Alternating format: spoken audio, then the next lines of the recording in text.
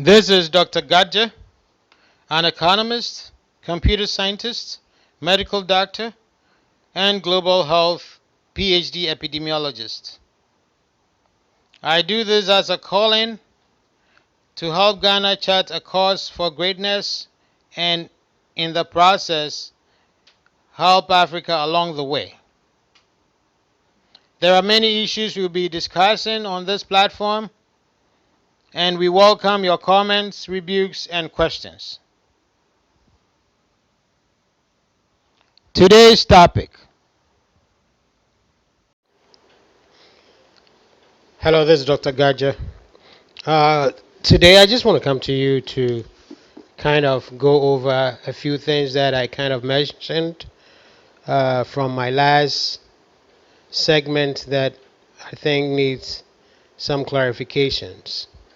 Now, most of the things I spoke about, I don't mean them to be trying to discredit or say anything to present that nobody knows anything and that kind of thing. If, for instance, anybody took it that way, then I'm sorry, I apologize. However, what I'm trying to say is that there are ways to deal with the problems that we have as Africans or as Ghana in terms of economics and basically social policy or public policy for that matter. I know that we have in Ghana some kind of development policy that talks about Ghana beyond aid, but I've not seen any clear documented objectives that are explained. You see statements like we will meet we will not depend on a foreign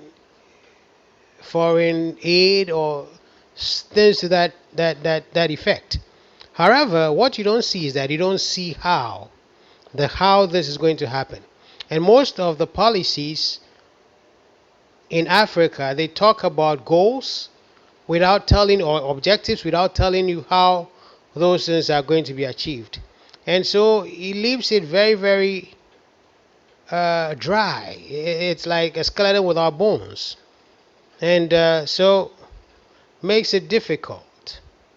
And I don't know what kind of development strategy or industrialization strategy that any of these nations are following after. But the export oriented strategy, which at times you think that is what Ghana is doing, I don't think is the greatest one. It leaves you with a dependency mindset.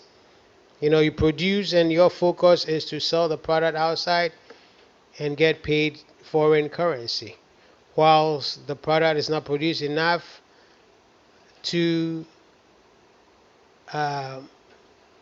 fill domestic requirements before the export market becomes a focus. I think the best way is to supply for the world market after you have filled the domestic market demand. Although there is a great pull from external forces to supply to the outside market, I would suggest that you produce with your domestic economy in mind. Now, we can look at a few countries that have focused on the export aspect of that. What happens is that when something happens in your market, at the export market, it affects you. And that leaves most of these exporting countries dependent on their markets, like the countries that import from them. And it's not a great thing. I mean, if that is your position, we can say that China has done well doing that. But that leaves them reliant on the US at every point in time. And they cannot break free of that because they depend so much on the US market. And anything the US does affects China. And that is not a strategy to even try to compete with the United States, be it military or whatever. I mean, that's a wrong-headed approach. Uh, I want to also put something across that now I have started offering consultancy services to countries in areas such as government policy, from the public health area, because you realize public health covers everything.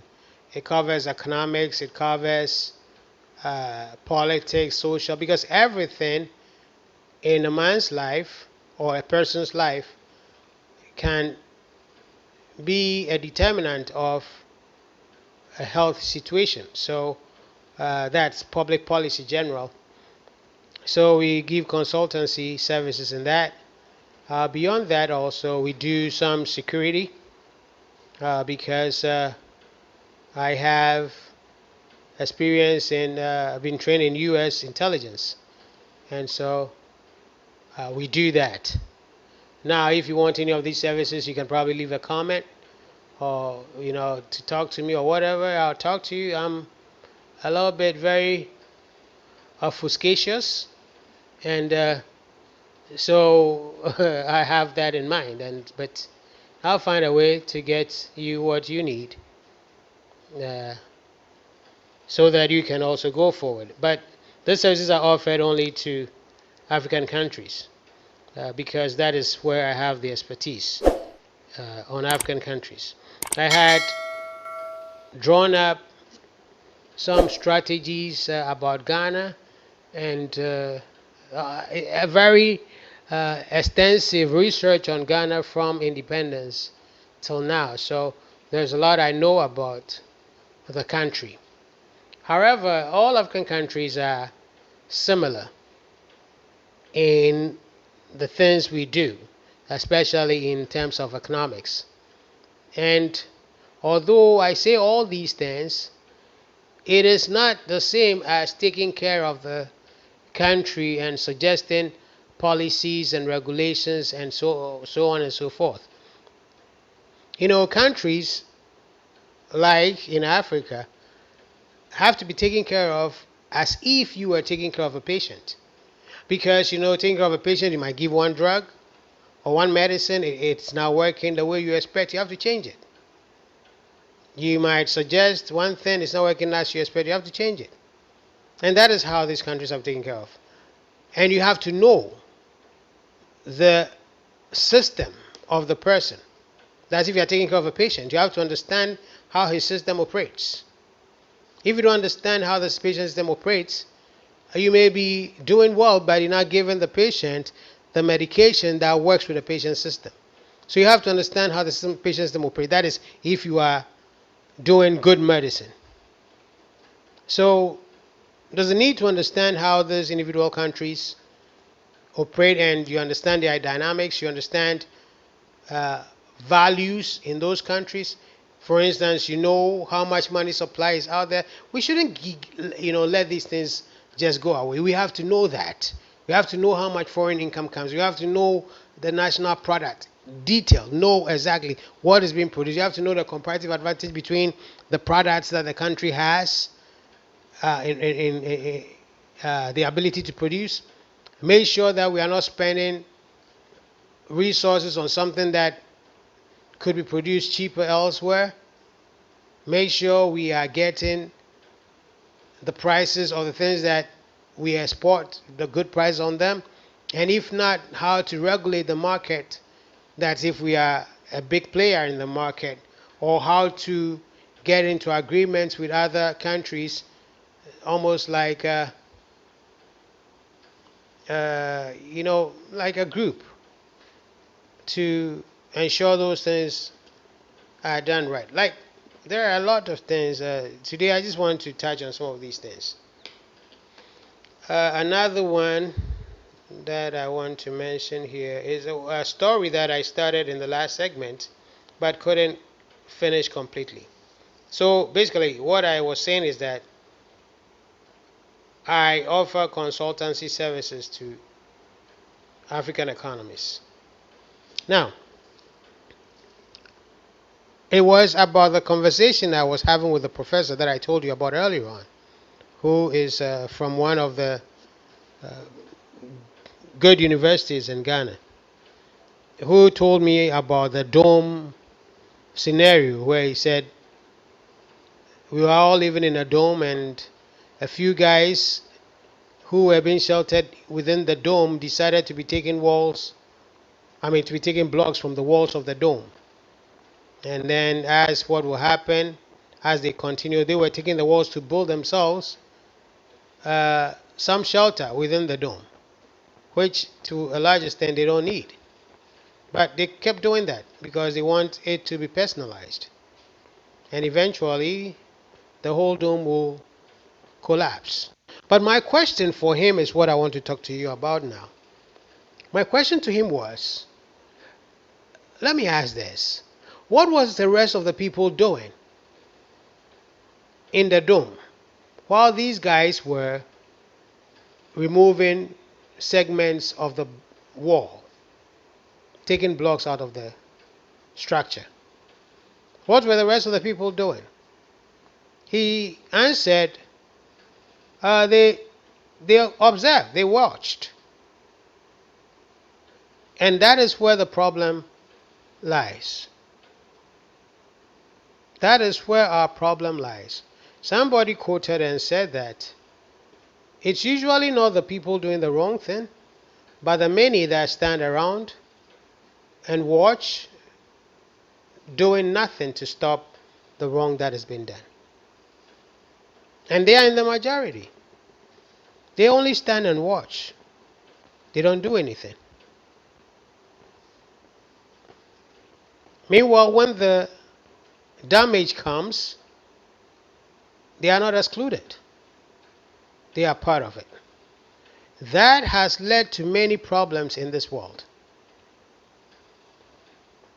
Even today, one can talk about wars in places, and you realize that maybe one person's idea was being perpetrated, and there were a lot of people seeing what was going to happen and realize it wasn't good, and yet they stood silent,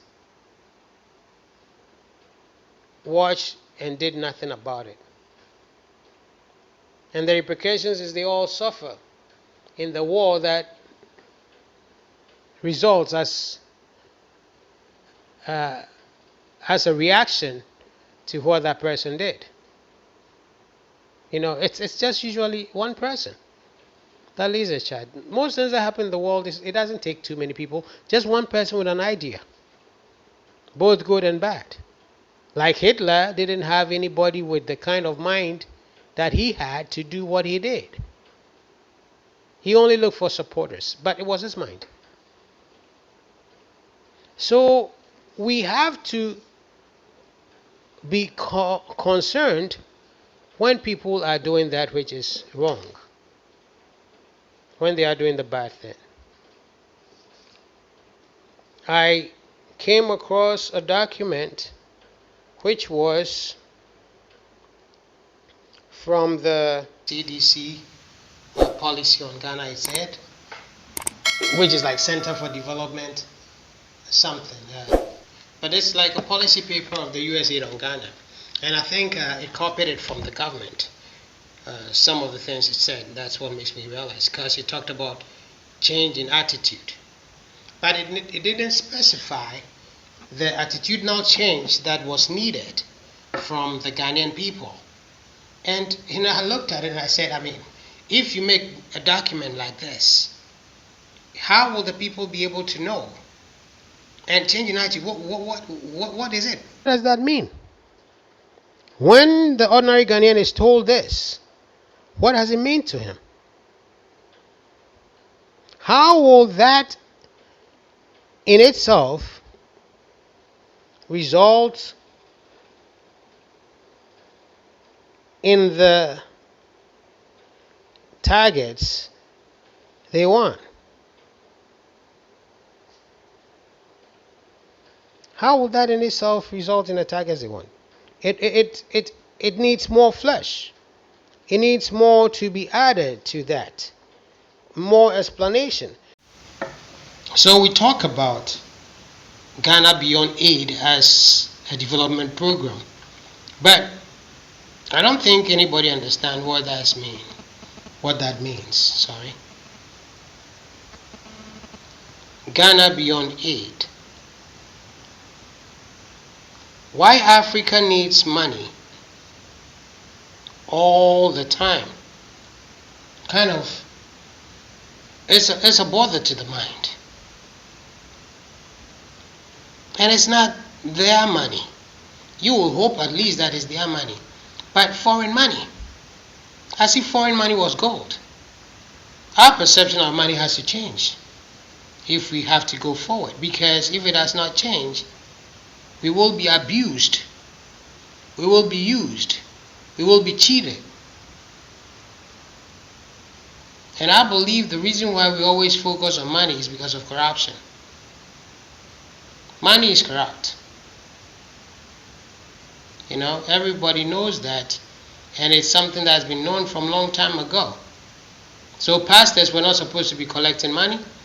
They were supposed to be collecting food, because food will spoil. You can't be corrupt on food. You have just one stomach. But money leads to corruption.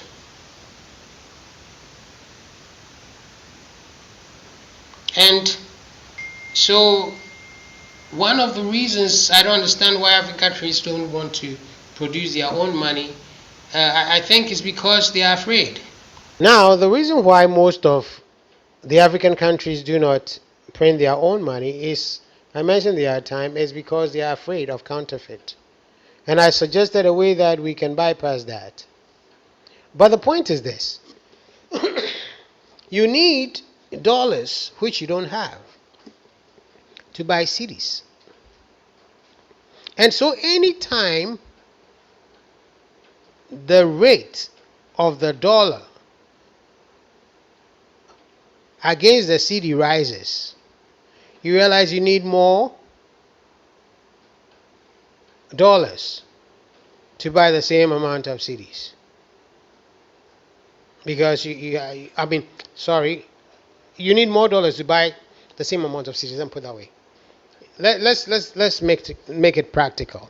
For instance, Ghana buys, let's assume, buys 1 million Ghana cedis. Just assuming. They buy 1 million Ghana cedis, spending $1,000. And they pay in dollars. So anytime there's an increase in the rate,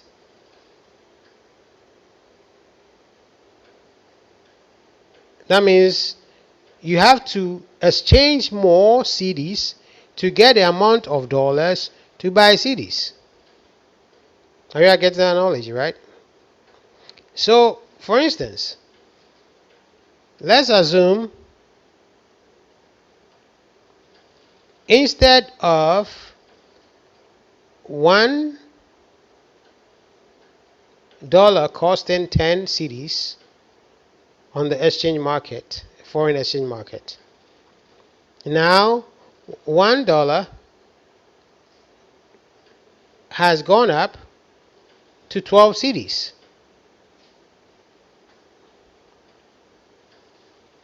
That is, it has gone up 2 cedis more. So these 2 cedis will go and increase the amount of cedis we will need to buy the cedi.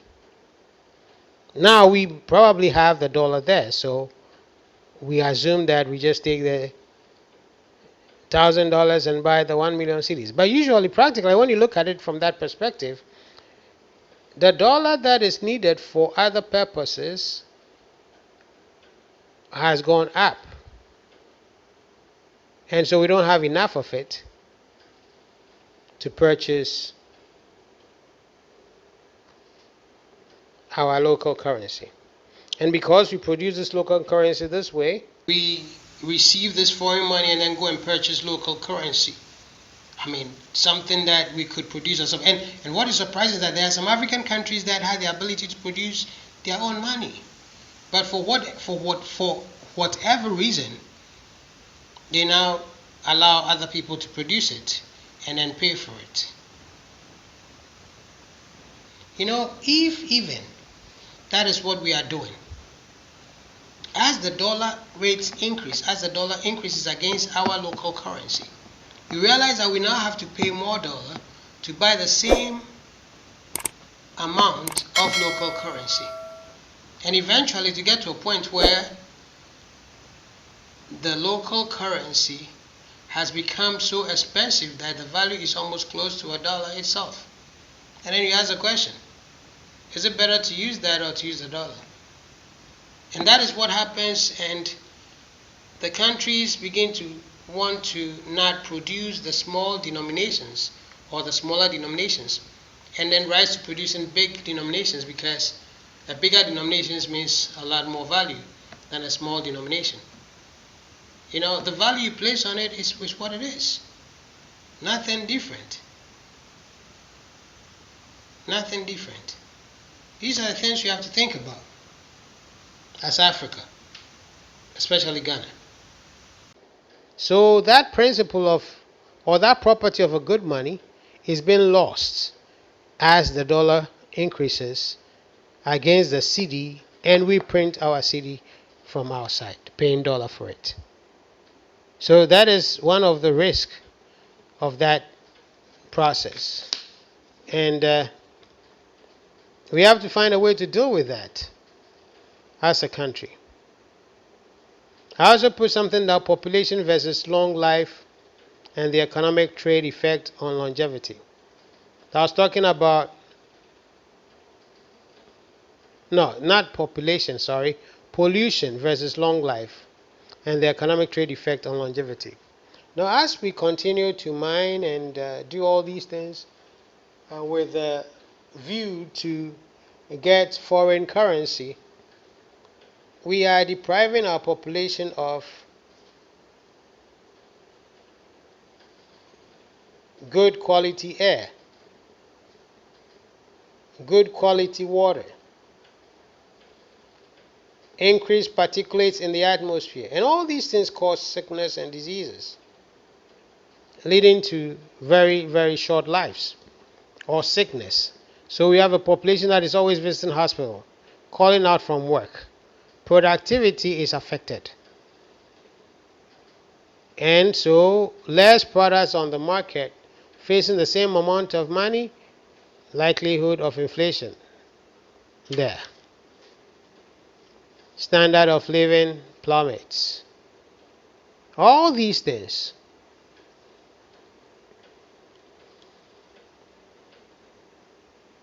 happen with the mining activities, and I don't think that we make so much money from mining as much compared to the things that we destroy in the process, and then the latent health effect that comes up as a result of those activities.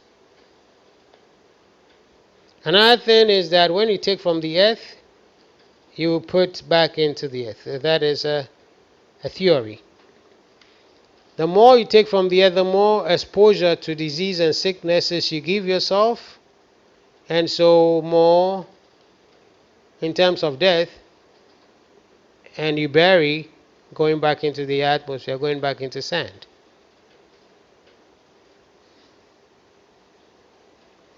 These are very, very important, and when we are given contracts for exploration, or for exploiting, basically mining, we have to think completely about the costs, including the opportunity costs. Looking at the comparative advantages. I don't think we have that much comparative advantage in some of these things that we do, or even absolute advantage in some of these things that we do. Say that some of the countries that have an advantage in it come and take ours. Now, because why? In terms of life, we have not calculated that. When they add longevity to it, they realize that their comparative advantage disappears. But we have not done that, and so we think we have absolute advantage in these things.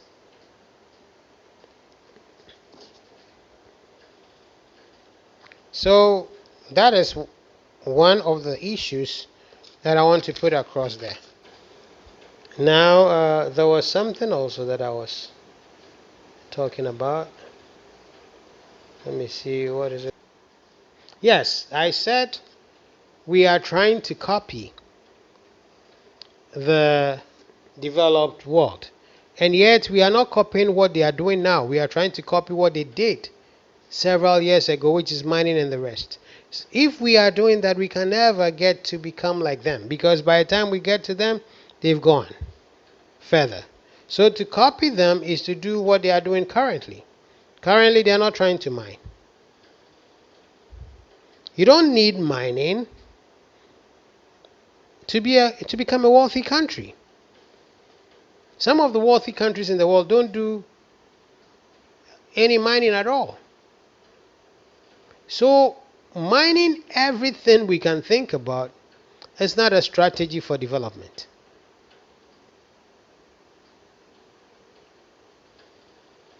How do you say you are trying to develop and be like another country which is already developed, and yet you are not trying to do the things that they are doing?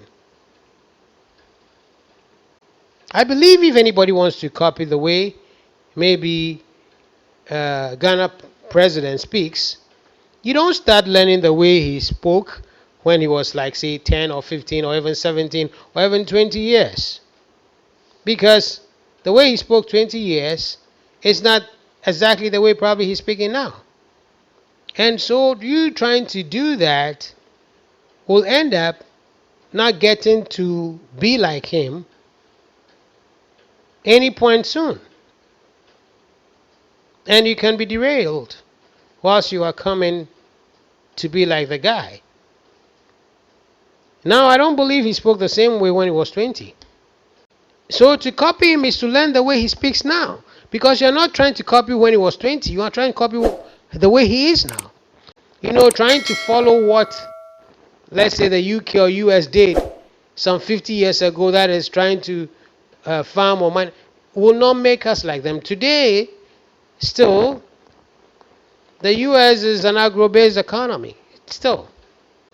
So to get to be like somebody is to copy what they do, not what they did before. That's wrong. You're not going to succeed in getting to be like the guy.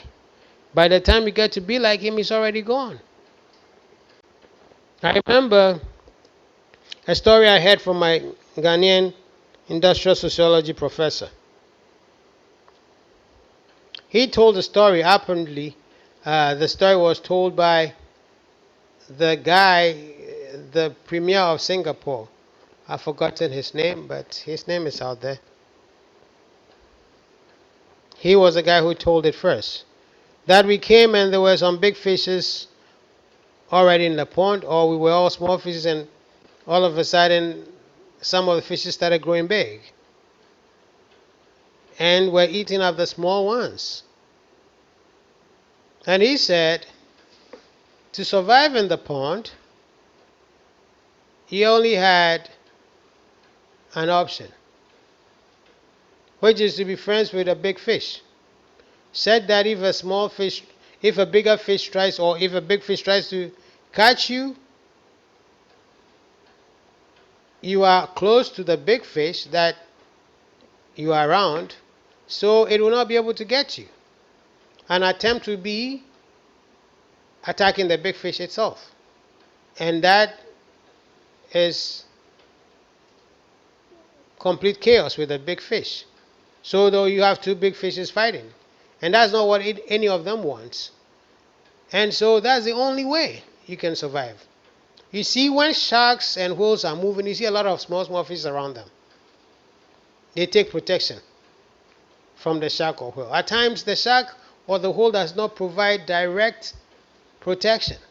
But because any attempt to get that small fish, you might touch or hit the big fish, they are protected. So the fishes that usually attack those small fishes are very small fishes that are afraid of the shark and so don't come close. So by that tiny fish is protected, being close to the big fish. That's how my professor and this Singapore leader referred to that.